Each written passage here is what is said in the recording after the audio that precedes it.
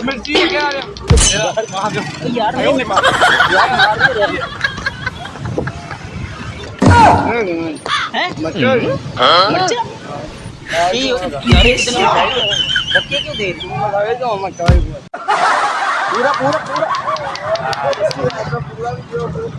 कैसा यार मैं मेरी हुई है मंगनी बड़े साल बाद लंगड़ी कुड़ी ना ते बड़ी खुशी आ मिठाई खवा रहे ये हैं जी लाल मिर्च वाले गुलाब जामुन। आज खिलाएंगे हम लोगों को और चेक करेंगे उनकी रिएक्शन। तो चलो शुरू करते हैं।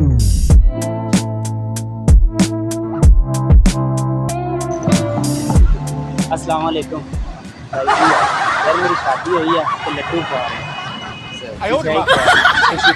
पानी पूरी ना लो खवाऊंगा मैं अपने हत्थी यारना मैंने मिर्ची हैं मिर्ची यार सारे कितने मिर्ची आ गए मिर्ची एक भाई नहीं मिर्ची ये हो गया कितने मिर्ची है मिर्ची है क्या यार नहीं मिर्ची यार अस्सलाम वालेकुम भाई की यार शादी हुई है मिठाई वांटे आपको नहीं खा पर अपने हत्थी लड्डू तेरे मुंह पाऊँ कोई मसला तेरे बिस्मिल्लाहिर्रहमानिर्रहीम ओह नो हाँ हाँ दुआ करना मेरे आप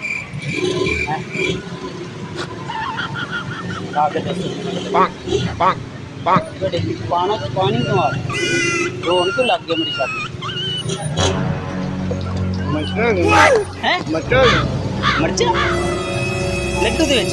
ਨਹੀਂ ਹੈ ਭਾਈ ਤੂੰ ਦਰਦ ਸੜਦਾ ਪਿਆ ਇਹਦਾ ਵਿਆਹ ਕਿਉਂ ਹੋ ਰਿਹਾ ਇਹਦੀ ਮੰਗਣੀ ਕਿਉਂ ਆਈ ਇਹਨੂੰ ਸਾੜ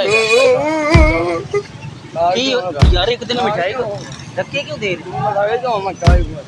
ਉਹ ਯਾਰ ਧੱਕੇ ਕਾਹਨੂੰ ਦੇ ਰਹੇ ਤੇ ਮੰਗਣੀ ਹੋਈ ਆ ਮੇਰੀ ਇਹ ਰੋਣ ਕਿਉਂ ਲੱਗ ਓਏ ਉਹ ਵੇਖੀ ਉਹ ਚੈੱਕ ਕਰ ਧੱਕੇ ਨਹੀਂ ਨਾ ਦੇ ਕੀ ਮੂੰਹ ਨਾਲ ਗੱਲ ਕਰ ਕੀ ਹੈ ਤੂੰ ਮਿਠਾਈ ਨਹੀਂ ਖਾਦੀ ਮਜ਼ਾ ਨਹੀਂ ਆ ਰਿਹਾ ਆ ਤੈਨੂੰ ਨਵੀਂ ਲੈ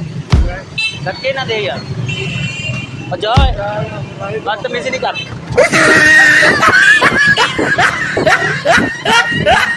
अस्सलाम वालेकुम ਕੀ ਹਾਲ ਹੈ ਭਾਈ ਜੀ ਠੀਕ ਹੋ ਤਬੀਅਤ ਸੇ ਠੀਕ ਹੈ